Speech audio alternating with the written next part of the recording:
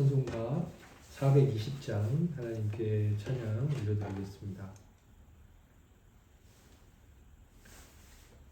너 성결케 위해 늘 기도하며 너 주 안에 있어 늘 성경 보고 온 형제들 함께 늘 사귀면서 일하기 전마다 너 기도하라.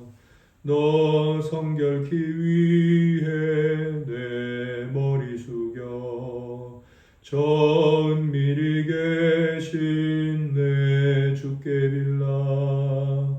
주 사귀어 살면 주 닮으리니 널 보는 이마다 주 생각하리.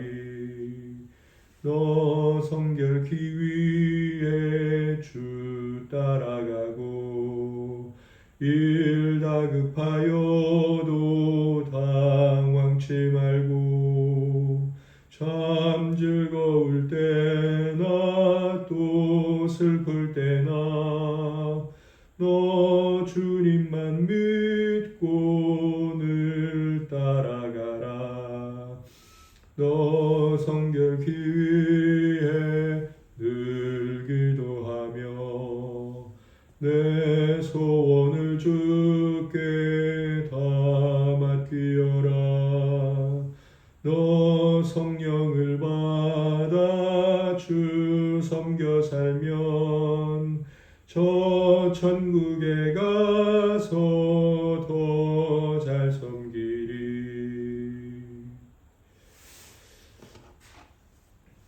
온세미로 교회는 수요일에 수요학당이라는 이름으로 하나님 앞에 모여서 하나님께 영광을 두고 그리스도의 덕을 기리는 예배 모임을 갖고 있습니다. 개혁주의 시대의 책들을 중심으로 책을 읽고 함께 은혜를 나누고 있는데, 네 번째 시즌은 세뮤얼 러더퍼드의 편지. 세뮤얼 러더퍼드라는 스코틀랜드 목사님께서 유배지에서 지체들에게 보낸 편지들 모음집입니다. 3월 5일 오늘 함께 나눌 분량은 지난주 174번 편지에서 178번 편지까지 함께 읽자고 말씀을 드렸는데, 페이지로 보면 490페이지에서 497페이지까지입니다. 네, 1교시는 우리 지체들께서 먼저 은혜를 나눠주시겠습니다. 김남희 사모님부터 순서대로 돌아가시면서 나눠주시겠습니다.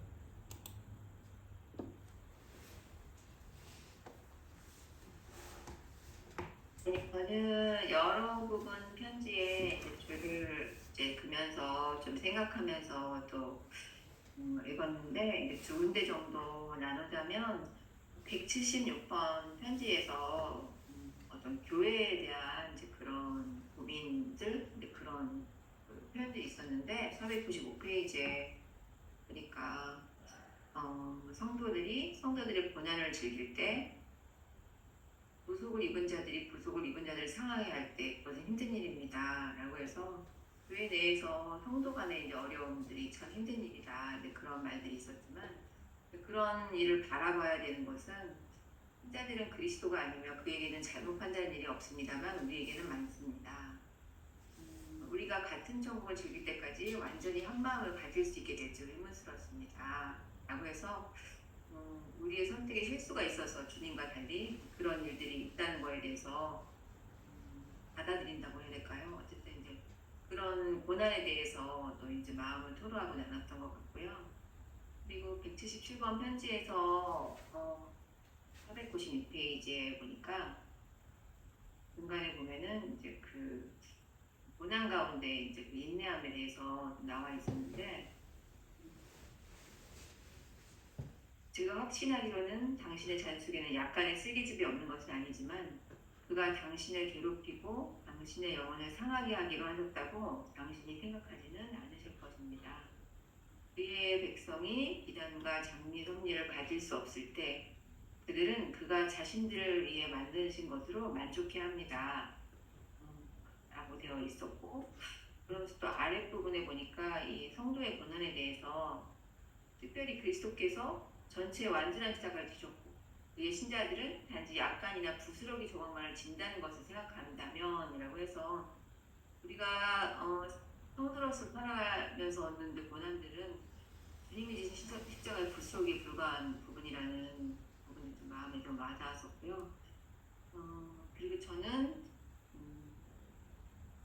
사실은 오늘부터 이제 지금 하고 있던 공부를 이제 마지막 학기를 하고 이제 공부를 하고 있어야 되는 이제 그런 시간인데, 그래서 지난주에 인사까지 하고 다음 주부터는 당분간 못 뵙겠다 인사까지 했는데, 주님의 섭리 아래 오늘 이 자리에 와 있는 것은 제가 이제 이번 학기에 이제 평일 수업을 못 듣게 되었어요. 이제 그 허리가 아파진 일로 인해서 결국은 이제 평일 수업은 듣지 않는 것으로 이제 최종 결정을 좀 하게 됐고, 그래서 참 이 또한 저로서 참 이 6개월 시간을 흘려보는 게 좀 아깝다, 또 너무 낭비가 아닌가, 빨리 끝내야 되는 이런 생각도 들었지만 주님이 저를 위해서 만드신 이 섭리에 대해서 감사하고 또 만족해야 되겠구나라고 생각하면서 또 편지를 읽게 되었습니다. 네, 저희 기사님 받아주세요. 네, 저는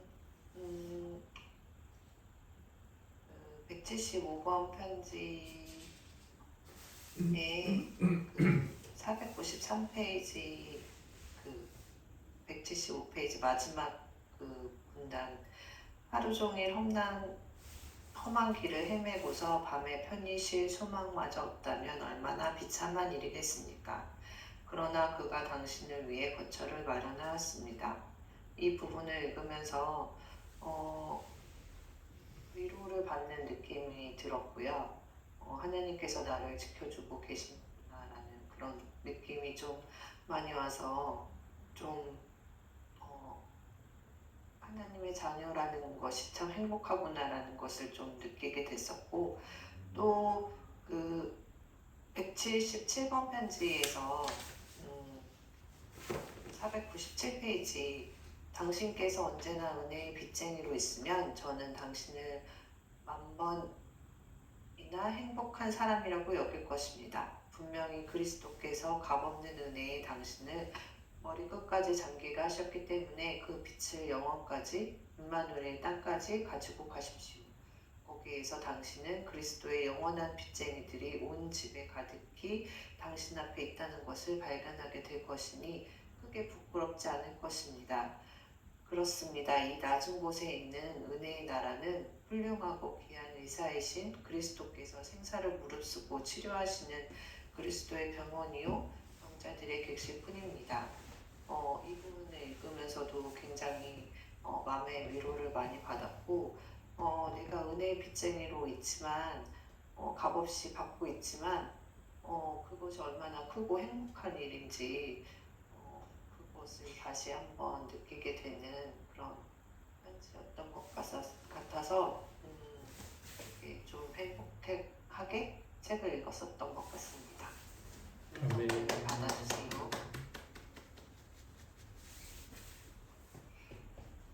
저는 177번 편지 496페이지 부분에 특별히 그리스도께서 전체의 완전한 십자가를 지셨고 그의 신자들은 단지 약간이나 부스러기 조각만을 진다는 것을 생각하면 본성적으로는 당신이 다른 사람들처럼 본래 꼿꼿하였었지만 부리는 것을 배우셨으며 십자가의 울퉁불퉁한 나무에서 자라는 사과나 단 열매들은 먹기에 신맛도 있지만 또한 달다는 것을 아셨으리라고 저는 생각하지 않을 수 없습니다. 이 부분이 가장 기억에 남았는데 뭔가 신자로서 지는 십자가의 울퉁불퉁한 나무에서 자라는 열매는 신맛도 있지만 달다는 단맛도 있다고 라는 이 표현 방식이 되게 많이 기억에 남기도 했고, 또 고난 와중에도 고난 속에서도 분명히 내가 그 속에서 깨달을 수 있는 게 있고, 또 그 시간들을 통해 나를 더 단단하게 단련하시는 그 하나님의 섭리에 대해 다시 한 번 더 생각해 볼 수 있었습니다. 아멘. 저는 그 저번 주에 그 참여를 못해서 그 오늘 지금 분량으로 이렇게 말씀하신 데를 저번 주에 한 줄 알았어요. 다른 데를 준비를 해서 좀 하기가 어렵습니다. 죄송합니다. 정영우 형제님 그냥 오늘 읽으신 대를 나누셔도 돼요. 괜찮으시면 안 하셔도 되고요. 편하신 대로 하시면 됩니다. 예, 예. 저는 152쪽 첫 번째 문단을 주로 봤는데요. 집사님이 그리스도께 비쳤다라는 것에 대해서 이제 말씀을 해주셨는데 여기도 이제 그런 내용이 나오거든요. 이제 자본주의 사회로 갈수록 신용 거래가 이제 많이 늘어나잖아요. 그래서 대출도 더 많이 받게 되고 특히 미국 같은 경우에는 이제 그런 것이 너무나도 어떻게 보면 잘 돼 있어서 평생 빚쟁이로 산다고 그러더라고요. 대다수가 월급 받으면은 맨 먼저 대출 할부금 제하는 일부터 먼저 한다고 그러는데 우리나라에도 그렇지만 이제 살아서 이제 갚지 못하면은 그 사람이 죽고 나면 그 상속받는 사람이 그 빚을 이제 갚도록 그렇게 되어 있지 않습니까? 그만큼 저희가 사는 그런 세상은 저건 빚 안 갚고는 살 수 없는 그런 세상이고 이제 저 같은 경우에는 이제 특히 이제 빚을 못 갚으면 마음이 이제 졸여서 갚기 전까지 늘 생각하면서 갚아야지 늘 그러는 것 같아요. 그런데 이제 오늘 그 512쪽 세 번째 줄을 보면 전혀 다른 종류 채권자를 보게 되는데요. 여기 보시면 세 번째 줄 그리고 저는 당신이 채권자들 중에서 가장 훌륭하신 이인 예수 그리스도께 관여되어 있는 것을 좋아하시리라고 생각합니다 라고 되어 있어서 정말 이 세상 어디를 다 뒤져봐도 이 채권자가 되어서 아니 채무자가 되어서 이렇게 좋아하는 경우는 정말 기독교 경우밖에 없을 것 같습니다. 그리고 흔히 빚에 그 쪼들린다라는 그런 표현을 많이 쓰잖아요. 그런데 그 두 번째 줄 바로 위에 보시면은 풍족하다고 그랬거든요. 빚밖에는 풍족함이 없습니다라는 말을 반대로 말하자면 당신의 빚은 풍족합니다라고 이렇게 표현이 될 수 있을 것 같은데 그만큼 그 성경에서도 그 1만 달란트 빚진 자 비유도 생각이 났거든요. 그렇게 그 어떤 다른 존재에 만약에 영적인 빚을 졌다고 한다면 지금 어떻게 됐을까 하는 그런 생각을 함께 해보았고요. 그리고 그런 빚을 너무 많이 져서 이게 참 은혜의 빚이고 참 좋은 것인데 너무 또 그 빚에 대해서 당연히 하나님께 어떻게 하면 그 은혜를 갚을고 하는 그런 주님을 섬기고자 하는 심령이 강하게 들어야 되는데 너무 또 안이한 생각이 들 때도 있고 그래서 이 빚진 자로 살아간다는 것 오늘 이 부분을 읽으면서 다시 한번 생각해 보게 되었습니다. 감사합니다.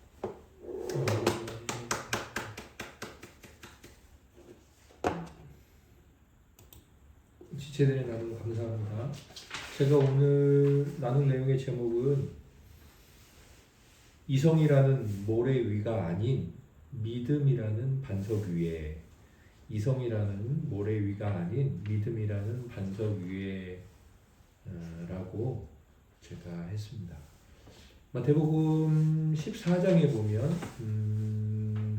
14장 이제 25절부터 이제 예수 그리스도께서 제자들과 함께 계시다가 제자들에게 가야 할 곳으로 먼저 가라, 배를 타고 그렇게 말씀하시고, 주님은 이제 기도를 따로 하시고, 그리고 그들이 주님 없이 가다가 풍랑을 만나고 주님께서 물 위로 걸어오시고, 뭐 베드로가 주님께 가려고 하다가 물속에 빠져가고 잠잠해지고, 또 그들이 이제 가려는 곳에 주님과 함께 가게 되는 그 기록이 있죠.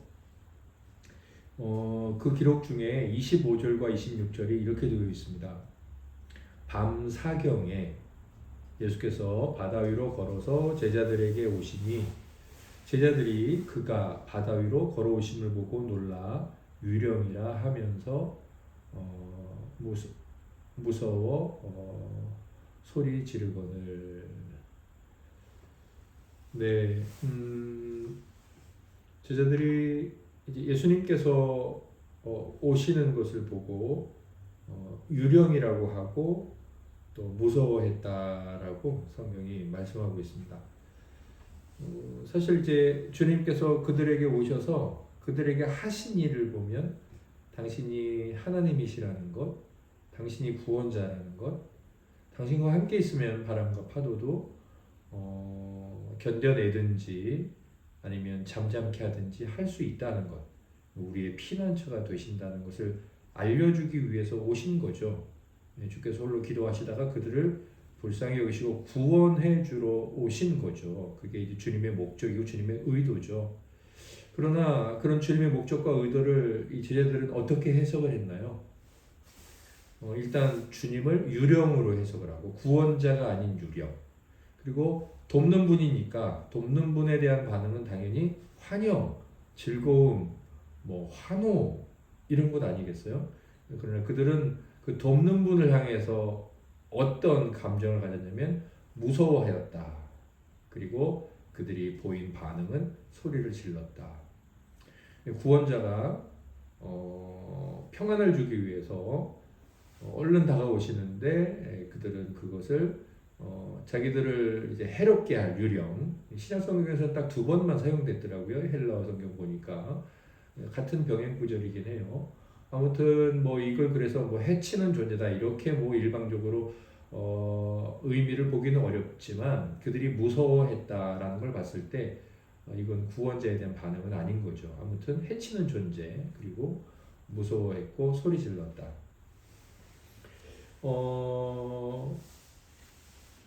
이 제자들이 주님께서 그들에게 보여주시는 일하심, 이 섭리에 대한 이해가 어떤가요? 완전히 잘못되어 있죠. 완전히 반대로 되어 있어요. 오늘 읽은 분량 중에 제가 첫 번째 편지 174번 편지에서 시련은 성도들을 해롭게 할 수 없다라는 이제 이 내용 중에 작은 주제를 이제 이 편집한 분이 그렇게 달아 놓으셨더라고요. 그러면서 부인이 이제 아주 슬픈 일을 당하고 있는 것 같은데, 그리고 어떤 사람은 부인이 굉장히 슬픈 일을 당하셨군요, 그렇게 말할 것 같은데, 그러면서 이렇게 말씀하십니다. 러버트 목사님께서 밑에서 세 번째 줄 보면 제가 가진 모든 것이란, 그러면서 그 모든 것을 이렇게 믿고 싶다고 말씀을 하세요. 그리스도께서 구원하시려고 하는 모든 선한 뜻을 보이실 것이라고 믿고 싶다. 그러니까 이 러버트 목사님께서 가지고 계신 것이 있겠죠. 그건 뭐 물리적이고 공간적이고 시간적인 것들일 수도 있고, 아니면 이제 관념적인 것, 그러니까 과거에 대한 기억, 경험, 뭐 자기의 감정, 이런 것들, 유형 무형의 모든 소유들, 자기가 겪어온 자기 인생, 그건 자기가 이렇게 해석을 하고 싶다. 그건 뭐냐? 그리스도께서 자기를 구원하시려고 천국에 다다르게 하시려고 하는 모든 그분의 뜻이 있을 거 아닙니까? 그리고 그분은 선하지 않습니까? 그냥 그것으로 받아들인다는 거죠. 대표적인 것은 이 책도 그렇지만 에버딘으로 유배를 가시지 않습니까? 섬기던 교회에서 한 2년여를 추방을 당하죠. 이제 그것조차도 자기가 가지고 있는 그 쓰라린 경험조차도 자기를 구원하시려는 선한 뜻을 그냥 보여주신 것이다. 나는 그것을 믿고 싶다. 그것이 나의 믿음이다. 내 삶에 대한, 내 인생에 대한. 그렇게 고백을 하면서 마지막 줄에 이렇게 쓰죠. 부인에 관하여는 우리 주님 예수께서 당신을 대적하려는 어떤 계획을 행하시는 것이 아니라 당신을 구원하고 구속하기를 원하신다는 것입니다. 굉장히 슬픈 일을 만나서 믿음도 있는데 이 캔버분이 혹시 주님이 나를 대적하는 것인가? 나를 망하게 하는 것인가? 나를 어렵게 하는 것인가? 내 인생을 참 곤란하게 만드는 것인가? 그렇게 생각하실 수도 있는데 사실은 그렇지 않다는 거죠. 사실은 구원하고 구속하기를 원하신다는 거죠. 사실 이 모습이 마태복음 14장 아까 제가 읽어드렸던 25절 26절 제자들의 모습에 드러나고 있죠. 주님은 분명 그들을 구원하시고 구속하시기 위해서 오고 계시는데 제자들은 어떻게 생각했냐면 자기들을 어렵게 하고 곤란스럽게 하고 망하게 할 존재로 그것을 인식하고 있고 또 그 인식하는 데서 반응하고 있고 또 그렇게 그 자기들이 경험하고 있는 자기들의 것 사무엘 러더퍼드 목사님 말씀처럼 자기들의 것 그 경험 그 시간의 일들을 전혀 주님의 구원하심이 아닌 주님의 어떤 대적하심 아직 주님으로 인식하지도 못하고 있었으니까 그것으로 이해하고 있다는 거죠. 제가 이제 이해라고 말씀을 드렸지만 우리는 이해를 굉장히 좋아해요. 그래서 이해되어야지 대부분 뭔가 이제 관계나 시작이나 또 뭐 공부조차도 충분히 우리는 이해를 근거로 삶을 살아갑니다. 그런데 이 이해는 우리 존재 안에서 이성적인 영역이죠. 사람에게만 있는 하나님께서 주신 어떤 하나님의 형상 중에 대표적인 것이 이성적인 것이죠. 그래서 우리를 이제 이성적 피조물, 유일한 이성적 피조물, 이제 하늘의 천사, 또 영적인 타락한 천사와 함께 이성적 피조물이라고 말을 하죠. 우리는 그런 존재죠. 그래서 우리도 모르게 우리 자신이 하나님께서 주신 우리에게 유익한 것들을 가지고 우리 삶을 이해하는 일이 그냥 자연스럽다는 거예요. 그게 이제 우리의 본성이라는 거죠. 우리는 그냥 가만히 놔둬도 그걸 그렇게 생각한다는 거예요. 그런데 오늘 우리가 이제 이 마태복음 14장의 말씀이나 오늘 세멜 러더퍼드 목사님께서 캔버 부인에게 권면하고 계신 말씀, 그 본인의 삶에 대한 이해를 보면서 비록 이해의 근거에서 이성이라는 것의 근거에서 살아가도록 지음받았으나 하나님을 믿고 난 다음에 그리고 하나님을 믿어가는 과정에서 끊임없이 그 중력과 같은 우리의 본성인 이 이성으로부터 일어나려고 하는 어떤 하나님의 은혜로 말미암는 것이나 우리의 의지와 노력이 필요한데 그것은 믿음이라는 거죠. 그래서 우리가 겪고 있는 여러 일들이 있지 않습니까? 오늘도 여러 일들을 경험하셨을 것이고 여러 말들도 들었을 것이고 뭐 많은 이제 우리 지난 삶의 일들이 있죠. 그런데 곰곰이 하나님 앞에서 조용하게 하나님이 약속하신 것들을 이렇게 생각해 보면서 성경을 읽으면서 하나하나 곰곰이 성경의 인물들이 그들에게 닥쳤던 어려운 일들을 하나님께서 사실은 어떻게 하려고 하셨나. 제가 이제 올해 들어서 욥기 말씀을 제일 먼저 나오거든요. 욥기 말씀을 보고 있지만 제일 먼저 나오진 않군요. 에스라 느헤미야 그 다음에 이제 욥기 나오니까 그 욥기만 봐도 그들이 이제 사실은 그 34장 전까지는 욥이나 세 친구나 다들 이성의 근거에서 이야기하고 있는 것 아닙니까? 그런데 이제 엘리후가 나타나서 이성이 아니라 믿음으로 살아야 된다고 그래서 하나님이 어떤 분인지를 말씀하고 그리고 나서 이제 하나님께서 나타나셔서 말씀을 하시죠. 하나님은 이제 이성 가운데는 나타나실 수 없는 분이라는 거예요. 우리가 온전히 믿음으로 고백을 할 때 그분께서 우리 가운데 당신을 현현하시는 거죠. 분명히 그래서 하나님 앞에 믿음으로 서야 되는 것은 우리에게, 제가 오늘 이제 제목도 말씀드렸지만, 반석 위에 우리 인생을 세우는 아주 우리를 복되게 하는 작업인 거죠. 요동하지 않는 거죠. 모래 위에 지은 집이나 반석 위에 지은 집이 모두가 바람풍랑을 만나지만, 이 반석 위에 지은 집이 그리스도께 말씀을 듣고 순종하는 자, 그들은 흔들리지 않잖아요. 견고하잖아요. 우리가 믿음에서 집을 지어갈 때, 그러니까 여기 이제 러더포드 목사님 말씀하신 대로 그리스도께서 구원하시려고 선한 뜻, 그 모든 선한 뜻을 나에게 보이시는 거야. 그게 내 인생이야. 그리고 내가 앞으로 살아갈 내 인생인 거지. 그걸 믿고 그 위에서 하나하나 곱씹고 이해하려고 하지 않고, 네, 그렇게 살아가는 것이 우리를 정말 평안하게 한다는 거예요. 그래서 이성의 우리 인생을 계속 이해하고 세워가는 것이 모래 위에 지은 이 불안함, 바람과 파도가 있을 때마다 불안에 떠는 그런 태도를 갖게 한다면 믿음이라는 반석 위에 지은 집 같은 믿음의 근거에서 우리 삶을 이해하고 해석하는 그런 우리의 삶은 평안하다는 거죠. 하나님께서 우리에게 그런 은혜를 주시기를 아주 간절히 소망합니다. 저에게도 그런 은혜를 주시기를 정말 소망합니다. 앞으로 얼마나 큰 어려운 일 혹은 큰 좋은 일을 만나겠습니까? 근데 어려운 일은 좋은 일이든 구원을 위한 일이라는 거죠. 좋은 일도 구원을 위해서 위험할 수 있잖아요. 어려운 일도 구원을 위해서 유익할 수 있다고요. 어려운 눈에 영의 눈이 확 떠질 수도 있고 좋은 일에 영의 눈이 확 감길 수도 있죠. 그런데 그때마다 어떤 일이든 나의 구원을 위한 하나님 아버지의 선하심이다, 선하신 뜻이다, 이렇게 해석하고 받아들이고 적용할 때 우리가 평안을 누리게 될 줄 믿습니다. 제가 이제 늘 참 마음으로 존경하고 사랑하는 이제 목사님께서 그러시더라고요.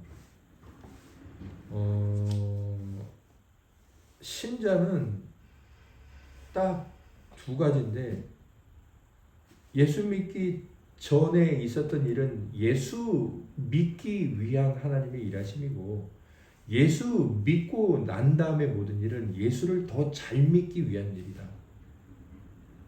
아주 저는 그분의 그 삶에 대한 이해와 통찰이 너무 참 은혜롭다고 생각돼요. 저요. 예수 믿기 전에 어떻게 살았든, 얼마나 엉망진창 살았든, 그것은 하나님을 믿기 위한 과정의 하나인 거죠. 하나님이 악한 일을 하신 건 아니에요. 악의 근원은 아니시죠. 그러나 그것을 다스린다는 측면에서 그 일도 하나님을 믿기 위한 하나님의 일이었다, 그렇게 말할 수 있고, 믿고 난 다음엔 당연히 하나님께 영광이 되는 더 잘 믿기 위한 그런 일들이다. 그렇게 이제 살면서 나이 먹어가고, 그리고 이제 늙어가고, 주님 앞에 서서 내 평생 주님의 은혜로 살았노라, 이렇게 고백하는 거겠죠. 우리가 이성을 무시해서는 안 되죠. 우리의 믿음을 위해서 때때로 이성이 도구가 되어야 되니까요. 그럼에도 분명히 이성이라는 모래 위가 아닌 믿음이라는 반석 위에 우리의 인생을 계속 잘 세워가는 은혜가 있기를 바랍니다. 우리 지체들께서 혹시 나누실 것이 있다면 김남희 사모님부터 나눠주시겠습니다. 네, 이 삶에도 많은 일들이 있고 또 앞으로도 많은 일이 있겠지만, 어쨌든 저희 구원을 주님이 이루어가시잖아요. 그것만큼 평안이 없는 것 같아요. 하나님께서 나를 주님 나라에 갈 때까지 나를, 내 구원을 잃지 않도록 지키실 거니까 그 구원을 이루시는 여정 가운데 여전히 내 삶의 모든 일들을 해석하고 그렇게 바라보는 믿음이었으면 좋겠습니다. 네, 주님께 영광 올려드립니다. 네, 저도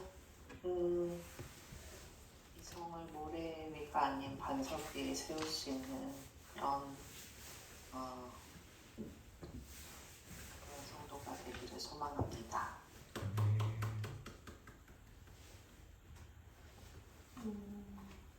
당장 앞에 놓여있는 어려운 일에 겁먹지 말고 그 너머에 있는 저의 구원을 위한 하느님의 섭리를 늘 생각하겠습니다.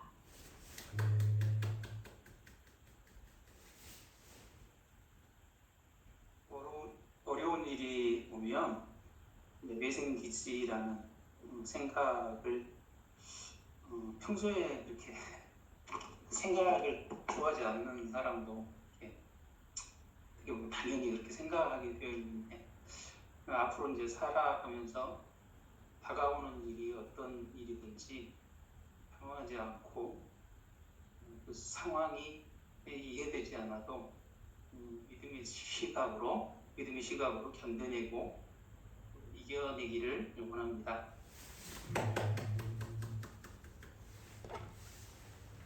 다음 주 3월 12일은 178번 편지에서 180번. 목사님 소리가 안 들려요. 네, 죄송합니다. 다음 주 3월 12일은 178번 편지에서 180번 편지, 497페이지에서 503페이지, 오늘보다 조금 적습니다. 네, 여기까지 함께 읽어오셔서 은혜 나누도록 또 하나님께 영광 올려드리도록 하겠습니다. 오늘은 정은혜 집사님 기도드리고 저희들 모임을 마치겠습니다.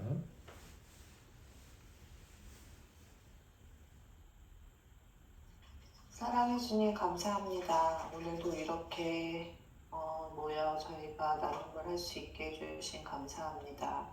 하나님 은혜 아래 있음을 감사합니다. 저희가 늘 하나님께 맡기며 어떠한 상황에서도 지켜주시는 하나님이 있기에 저희는 든든하게 지낼 수 있음에 또한 감사합니다. 모든 것 주님께 맡깁니다. 모든 것 주님께 의지합니다. 저희의 이성이 반석 위에 세워지는 그날까지 하나님께 매달리고 더 하나님께 의지하는 모든 것 주님께 맡기오며 예수님의 이름으로 기도드립니다. 아멘. 하늘에 계신 우리 아버지, 아버지의 이름을 거룩하게 하시며 아버지의 나라가 오게 하시며 아버지의 뜻이 하늘에서와 같이 땅에서도 이루어지게 하소서. 오늘 우리에게 일용할 양식을 주시고 우리가 우리에게 잘못한 사람을 용서하여 준 것 같이 우리 죄를 용서하여 주시고 우리를 시험에 빠지지 않게 하시고 악에서 구하소서. 나라와 권능과 영광이 영원히 아버지의 것입니다. 아멘. 아멘. 잘들 주무시고 평안히 은혜 가운데 계시다 주일에 뵙겠습니다. 네, 사랑합니다. 네. 건강 되세요.